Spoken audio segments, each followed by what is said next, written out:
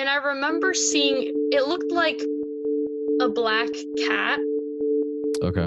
And I kind of took it like as, I mean, these are stray animals. It's not uncommon on the military base to have seen like a fox or even a bobcat just wandering around. But I don't know, it just like really struck me. And then this cat like started to kind of pop out of the tree line toward us. And as it got close, like I realized this is not a stray cat, because one, this is a lot larger than a normal house cat. They say life is what happens to you on the way that you try to get to where you're going.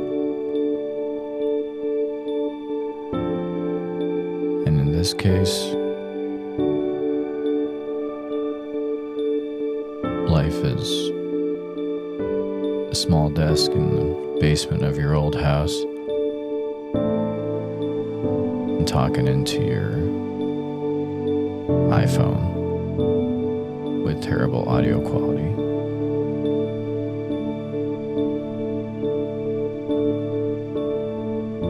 It's meeting people along the way that end up becoming a large part of what it is that you're making.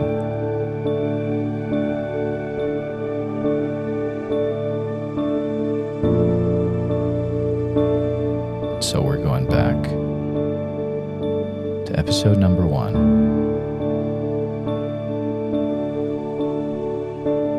And then we're starting all over.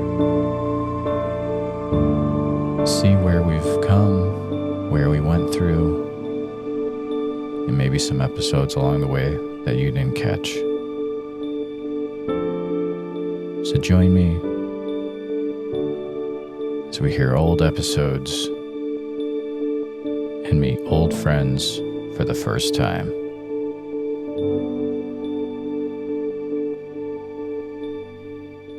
In this week's Bigfoot Society Classic. Hello, you're listening to Bigfoot Society, and I'm Jeremiah Byron. In usual episodes, I talk to witnesses and researchers about how they've seen Bigfoot. However, on Wednesdays, we take a step back and play through old classic episodes, so they're going to be a little bit different. It's important to know the time frame between this episode and the episodes of last week, where I played a combination of 4 episodes together. The time frame was about 6 months, putting this episode at about April 16th of 2020. Now, if you remember, at that point in history, we were getting well into the beginning of the pandemic, which means a lot of people, including myself, had a lot of free time on their hands.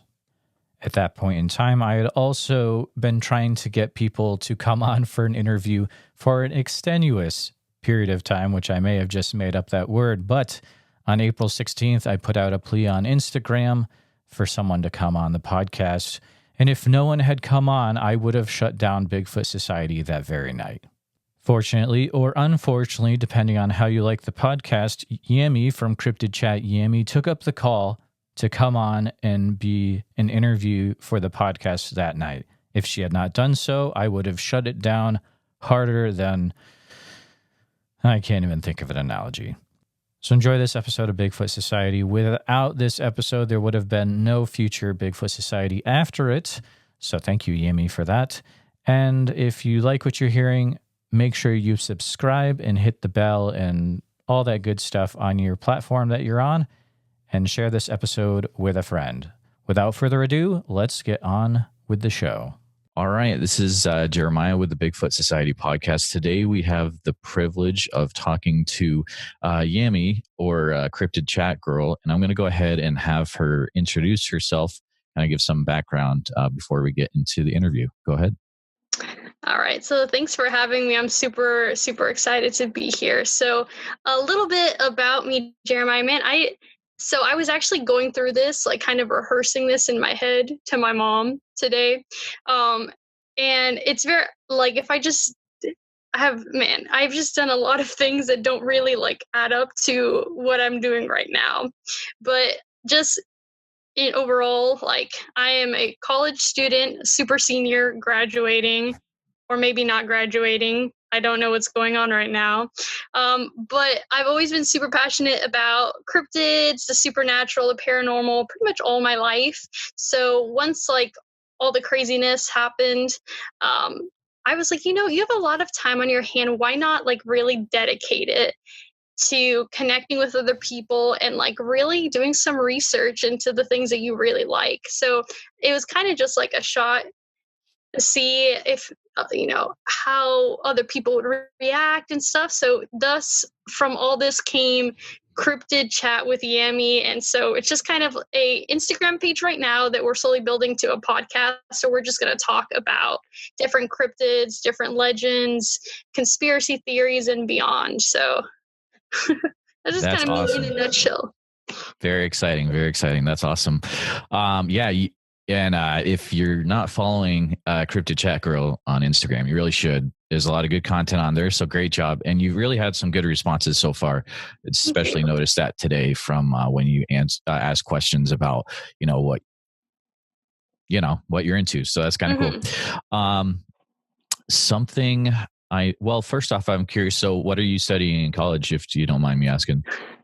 So this is the funny part. I'm actually finishing studying ministry. So cool. That's really funny because most people think like the religious and the paranormal and whatnot, those are like two separate worlds. But I'm actually finishing up a degree right now in children's ministry. Okay. Which absolutely, again, has nothing to do with the cryptid community. But I, you like what you like and you're passionate about what you're passionate. Yep. Actually, if you know Small Town Monsters, Mark Madsky, the gentleman who works with Seth, he's actually a minister, I believe. Yes. I think in the Lutheran church, maybe. Don't quote me on that. But yeah, he's a pretty cool guy. He is going to be on the podcast eventually. That's awesome. Or we're working back and forth on it. So I noticed today that you had mentioned that you're into flying cryptids, Mothman, stuff like that.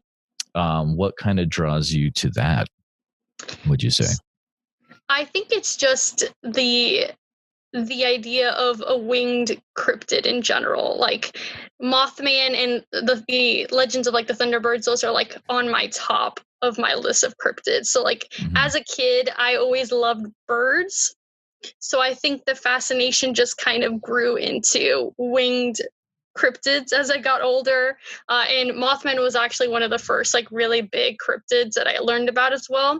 So I think it's just spiraled from there, this idea of like, cryptids on the ground, like, I don't know, like I feel like just the idea of something hovering above me is like equally terrifying and exciting all at once. I don't know. That's funny. Yeah. Yep. So I'll mention where I'm from. I'm from central Iowa right now, so Des Moines area. And if you want to mention where you're from, that's cool too. I'll leave it up to you. But we have actually a local cryptid out here in the Van Meter area. Have you ever heard of this? The Van Meter visitor? Yeah. Yes. Oh, that's awesome. If you're familiar with the story, it's pretty awesome. Like we actually have a day festival out here every year. And it's a lot of fun. Every year it's getting a little bit bigger. I've been going for about 4 or 5 years so far. But it's cool because they have a tour that they lead through the town and they show you, okay, here's the bank where one of the guys was shooting at it and it would have been hanging out. The Van Meter visitor, if you don't know, is pretty much would have been a winged cryptid that was like a pterodactyl, but was shooting a light out of like a horn on its head, right? So anyways, in the late 1800s, this winged cryptid just started terrorizing the town, freaking out the banker and all the top dudes in the town. They were trying to shoot at it.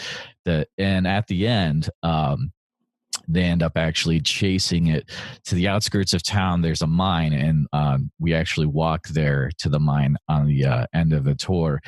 And so pretty much there's a posse, which every good story ends with a posse chasing the thing. So the posse chases the Van Meter visitor. I believe there's a smaller one too, to this mine.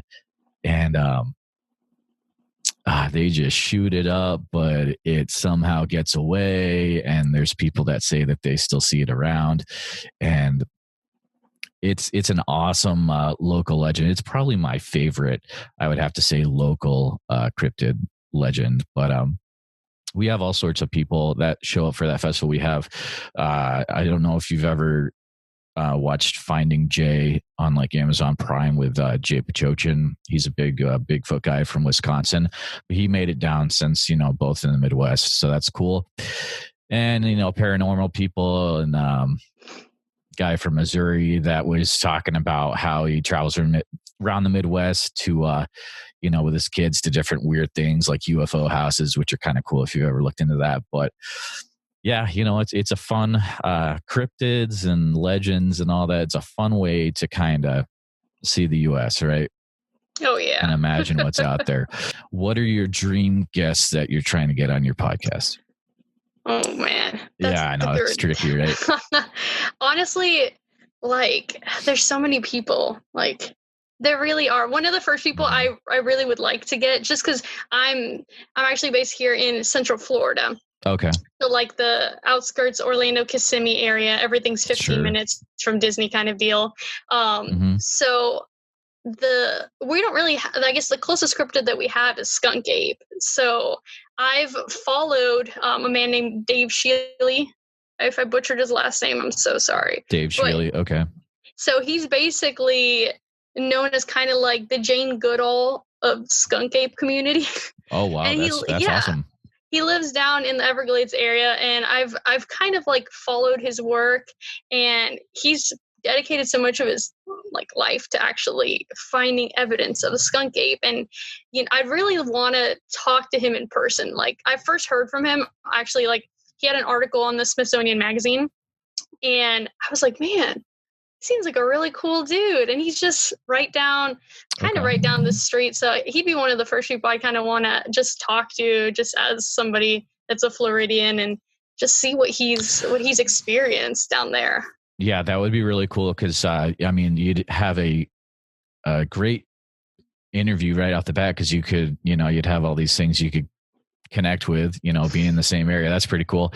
There is one guy I like to get on my show is I believe his name is Ronnie LeBlanc, or LeBlanc. He's from Expedition Bigfoot, but he's from the Massachusetts area, and I'm originally from Western Mass. So that's awesome. I don't know if you've ever heard of any podcasts about Bigfoot up in the Western Mass area, but man, there's some crazy stuff out there, some crazy woods. But before I segue too much, so for the listeners that maybe haven't heard, I'm going to put you on the spot here. Can you explain so is it half skunk? Is it half ape? Or what's the deal with the skunk ape guy? So skunk ape is basically like the Florida Bigfoot. Okay.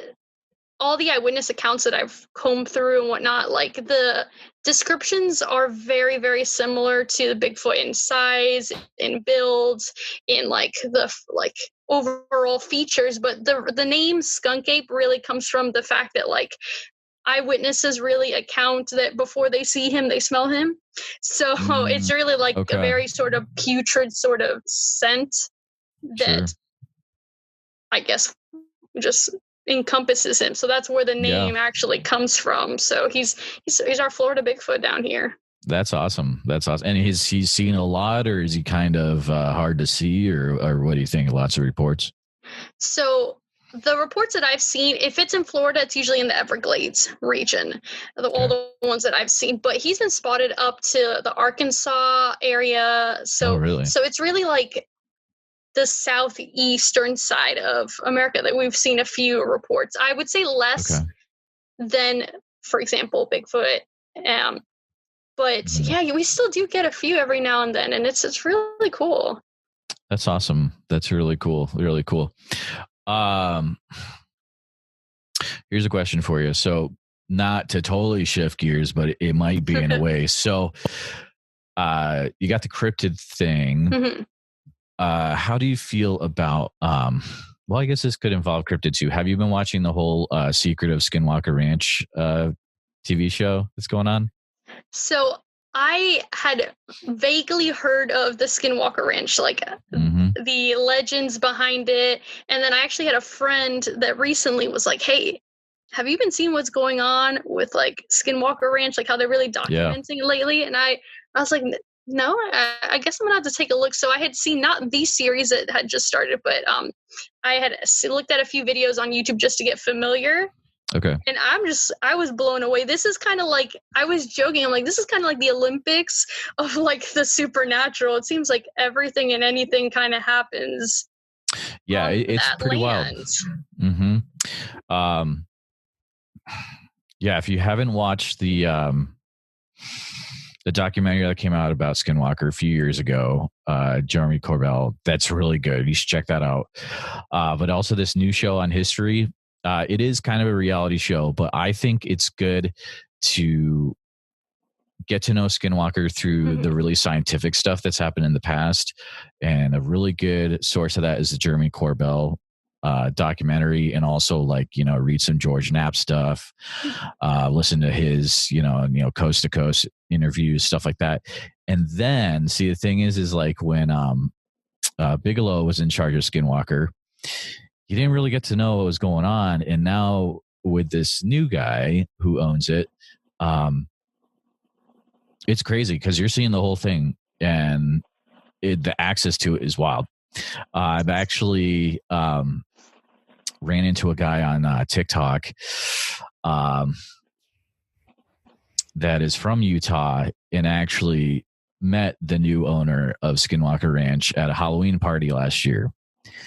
So I've been kind of doing back and forth with him, and he's actually been invited by Brandon to visit the ranch. He just hasn't really taken him up on it yet. So I'm like, dude, you gotta do is you gotta take him up on that, and you gotta do a TikTok live from Skinwalker Ranch. That'd probably be like the first TikTok live from Skinwalker Ranch, right? But awesome. Yeah, it's pretty wild up there. And they actually, there's a really good podcast by Rogue Planet that's just coming out about kind of like talking about each episode after it airs, right? But I'm trying to get them to talk about the Bigfoot sightings that have been seen on Skinwalker, and they're kind of like, yeah, we've never seen that. We're yeah, whatever, So I'm like, there's got to be something there. Like the show talks a lot about radiation, and that there's an astrophysicist, and he's trying to figure out stuff, but I kind of want to get to the cryptid stuff too. There's bring on the dire wolves and the Bigfoots. So yes. Yeah. Yep. So let's say if we ever, so for people listening to this in the future, life is fun right now because we're in the coronavirus. Oh yes. Of 2020, unless that never finishes and this is just a new normal forever. But we won't get too crazy on that. But so let's say if you ever get to, leave the house and you graduate school, do you have like a dream? Let's say if you could go anywhere and, you're kind of studying cryptids, where would you go? I actually have a list that I've been compiling over the past few years of like, I want to start in the US. So the idea for me was to basically kind of do like a supernatural road trip and just go off. So start here in like Central Florida into the like greater Florida area, and then from there just kind of trail off. So like one of the places like I want to go to in Central Florida area first off would be Casadega. I'm not sure if you've ever heard of Casadega. I've never heard of that, actually. Casadega is the psychic capital of the world. Oh, interesting. Okay, so and it's a very tiny little town. Literally, I think it's like not even an hour and a half away from where I live. And it's just a spiritualist hub. Wow. So it's very, very strange. I know I've seen a lot of people actually go down and just recount a lot of paranormal activity down there. And it's just very interesting to see, like, some people view it as like kind of like a vortex. So like it seems to be an area that just accumulates like a lot of energy. and it's just right next door, kind of. So Okay, I'd kind of want to pop down there, and then from there go off. I really want to visit some of like the iconic places. So like Point Pleasant. Oh yeah. I have to go to the Mothman Festival. I got to do it. I really wanted to go this year, but we'll see. Yeah. Plans kind of changed on that one. So I've just kind of been amassing a list and like just going. I kind of want to go like state from state if I can and just visit all these iconic places. Just go off and see where it leads me, honestly. Yeah, that's awesome. What I really want to do someday is go to Cliff's Bigfoot Museum in Boring, Oregon, but I also want to go to the Bluff Creek area and see all that stuff. To like Bigfoot books. That bookstore out there has like every book you could ever want. With cryptid stuff and whatever. The hard to find ones too, and I don't know. I just like the kind of weird if you look into it, there's a lot of like Bigfoot themed bars and like restaurants out there. Yeah, there are kind of fun, right? And to visit those, there's also like I don't know if you've ever seen the pictures of like Monster Mart in Fouke, Arkansas. That's kind of cool. You should look that up. Like the building is just like a huge Bigfoot, like with its arms over the top of it. It's pretty wild. Yeah. I love creativity, man. Yeah. Oh, okay. I got a good question for you. So so you're going into children's ministry, right? Or you said something of that regard. So let's say or something like that. So let's say if we have kids listening to this, have you ever thought of how would you encourage like a kid that maybe wants to get into like looking into skunk ape or Bigfoot or things like that? Have you ever thought of that before? I have. So my interest in cryptids and the paranormal stuff like that came from when I was a kid, actually. And just being a kid watching when like the Travel Channel and the Discovery Channel turned like really like paranormal, and like that's when they really started like having like the really big iconic shows and whatnot. So like by watching those shows is what like got me interested as a kid from the very beginning, and then like actually having kind of like a cryptid experience as a child too cemented I guess you can say the interest. But like I guess like if kids are watching it, like I would just, one of the biggest things is just I love to encourage the curiosity.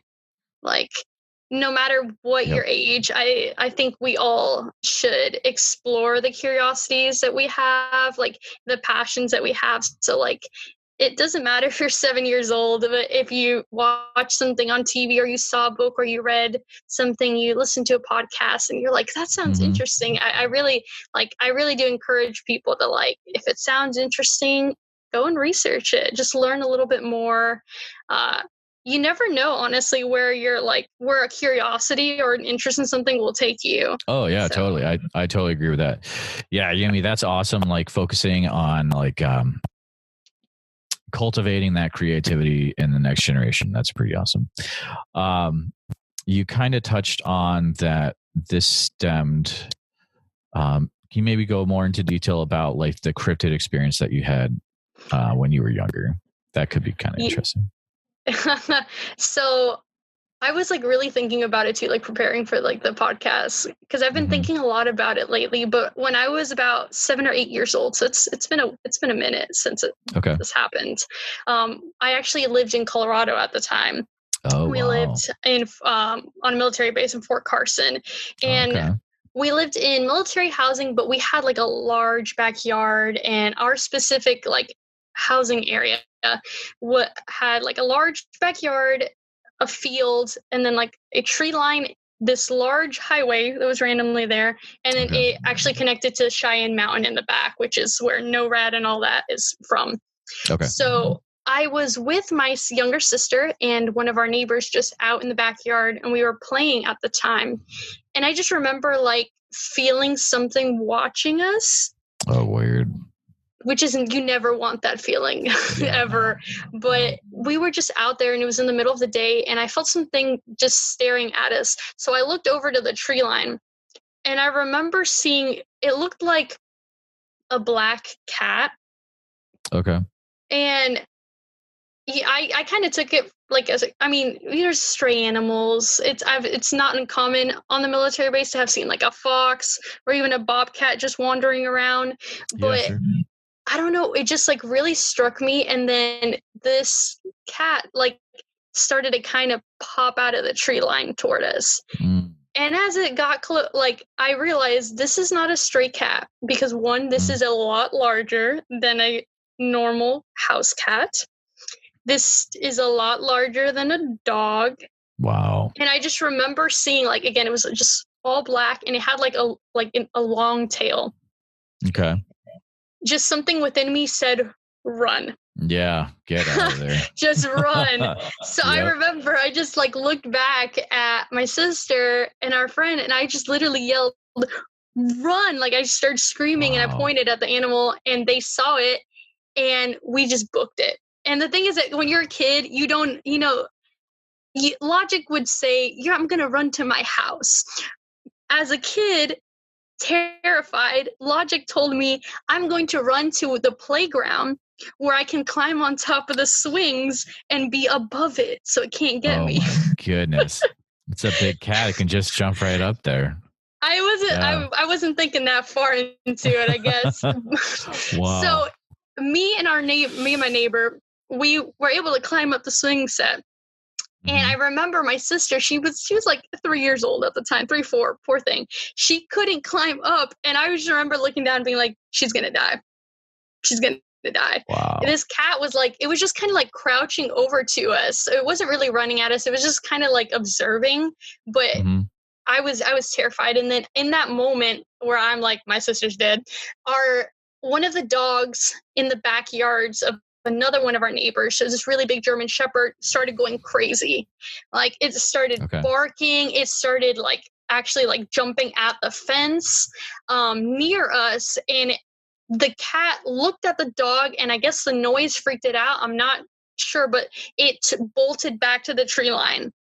And in that moment, I just remember I dropped down from the swing set. I grabbed my sister and I ran for my house. And I just remember crying and like trying to explain to my mom what happened. And she didn't believe us.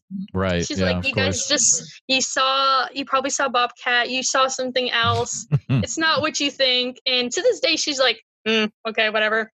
But like, it's always stuck with me. Like it traumatized me as a kid to have seen something that big and to have just felt like the terror, like it just felt like something was just not right. It was real crazy. That's incredible. Yeah, I totally get that feeling where it's like something's watching you. Like, I used to do a lot of hiking in New England and it's like sometimes you're in those pine forests and you're like, you can feel like, it feels like a cougar or something is like staring me down, right? Oh man. Yeah. Thank you for sharing that. That's amazing. Yeah. Wild time. I can't believe it, but it is almost already the end of our time. And when you don't have a Zoom account that's paid up, time is limited, right? So we'll work on that. But yeah. Any other before we go, is there any how can people get in touch with you or keep in touch with you, social media, what you're working on, stuff like that? So the main way, if you just want to get in touch, I'm always on my Instagram account. So you can search up Cryptid Chat Girl and you'll find my Instagram. Okay. I post daily different like cryptids, and I'm going to start posting like also different like conspiracy theories and lore, just like hyping up to the podcast that will be eventually. I'm going to be starting it on Anchor. So that'll just kind of broadcast everywhere. out. That's great. Yeah, exactly. Yep. So just Instagram. I have a lot of free time lately, so I'm open for messages. If anyone wants to just chat, that's where you can find me. Awesome. Well, it's been fun chatting with you tonight, Yami, and it feels like we just started. So we'll have to maybe do a follow up in a few weeks or something. We'll see. We'll be in touch. But thank you again for coming on the podcast today. Yeah, and thank you for having me as well. It was a good time. Have a good one. All right, you too. Bye-bye. What an interesting first episode that was. I forgot almost all of that. Oh boy. A lot to learn. For example, you can edit podcast episodes and you don't have to leave it the way that it was when you originally recorded it. But I digress. Thank you to Yami for coming on back then. I just checked in with her recently and she's still doing well down there in Florida, I believe. But again, thank you all for listening. If you do enjoy this content and you also like listening to Bigfoot encounters from witnesses and researchers, make sure you subscribe, hit the bell. And if you'd like to hear episodes early and ad-free, make sure that you become a supporting member of Bigfoot Society over at Patreon or become a YouTube channel member. Again, thank you for listening, and we'll see you next time.